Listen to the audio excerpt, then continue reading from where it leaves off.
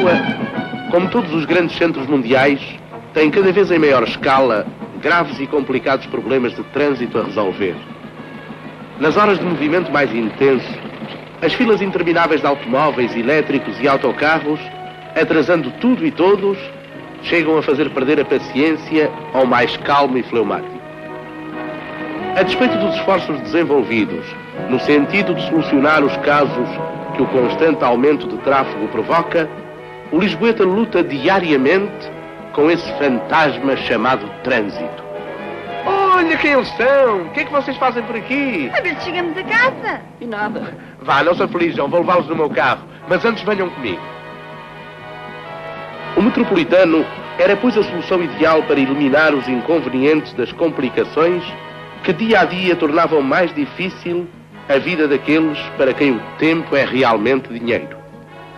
E aquilo que os mais céticos consideravam apenas um sonho transformou-se na mais bela realidade.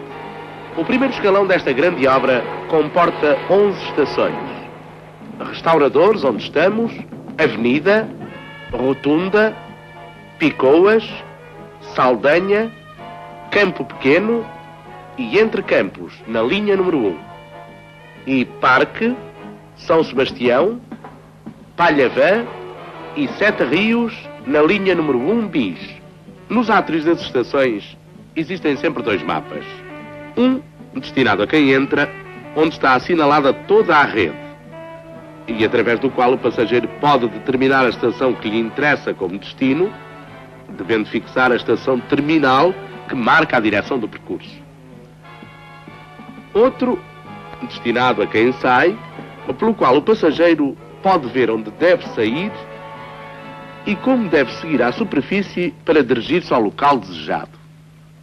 Mas então o metropolitano não vai mais além de Sete Rios e de Entre Campos? Por enquanto não pode efetivamente ir mais além. Mas, por acordo feito com a Carris, vão ser estabelecidas correspondências nesses términos provisórios, por modo a que o passageiro pode continuar a viagem nos carros elétricos de Sete Rios a Benfica ou a Carnide e de Entre Campos ao Lumiar, através da tarifa do metropolitano, e isto em ambos os sentidos. Esta é a estação Restauradores. O público encontrará aqui, tal como em todas as outras estações, mapas da rede como este, letreiros indicadores das direções a tomar, cabines telefónicas, venda de tabacos e de revistas, lojas para venda ou exposição de diversos artigos e passagens subterrâneas que permitem o atravessamento dos arruamentos de grande trânsito. Os bilhetes são do sistema de tarifa única e a sua distribuição é o que há de mais simples e prático. Ora, reparem. Tire você. Cada bilhete permite efetuar uma viagem à vontade do passageiro e durante o tempo que pretender.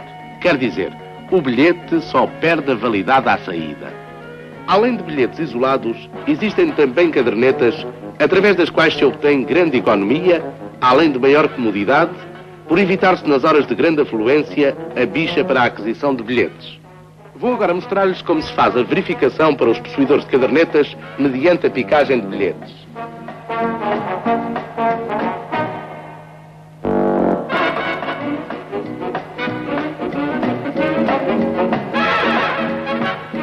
Obrigado. Podem seguir.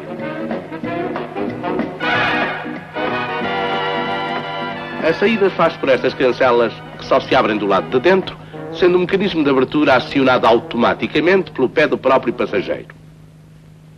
E voilà!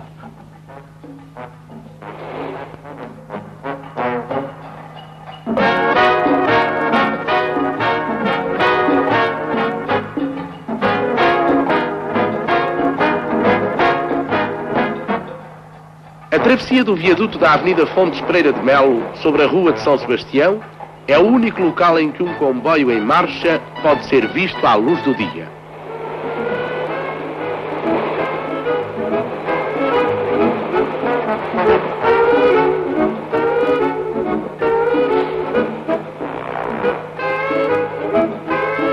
Este serviço será assegurado por composições de duas carruagens de classe única, podendo cada uma delas transportar até 200 passageiros, ou seja, um total de 400 passageiros por comboio.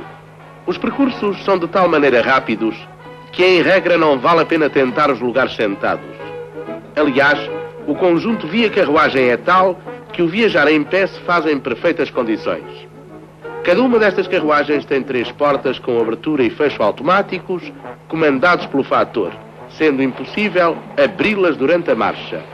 Como as estações Restauradores, Avenida e Rotunda são percorridas pelos comboios, que em regra, alternadamente, se dirigem a Sete Rios ou Entre Campos, existem nestas estações dispositivos automáticos como este, que indicam aos passageiros que esperam no cais o destino dos comboios.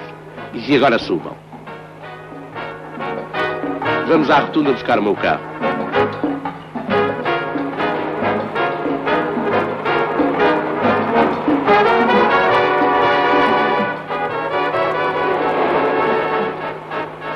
Estes são os dispositivos de ventilação que permitem a renovação do ar e estes os da instalação acústica que servem para transmitir avisos ao público e estabelecer comunicação entre o pessoal do comboio.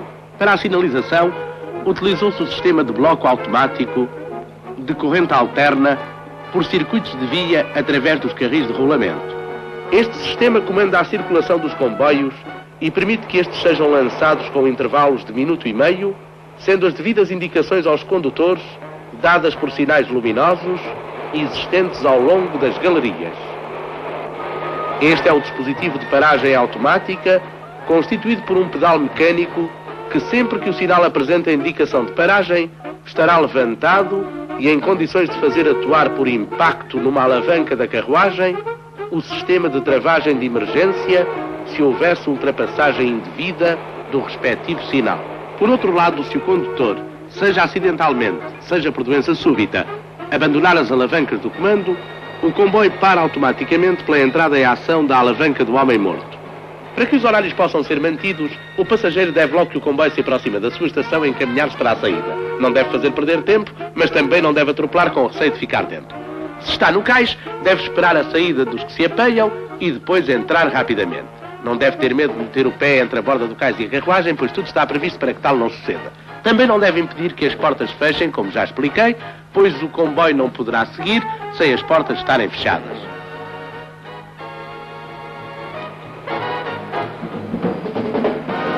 E se um passageiro deixar passar a estação onde deseja apiar-se?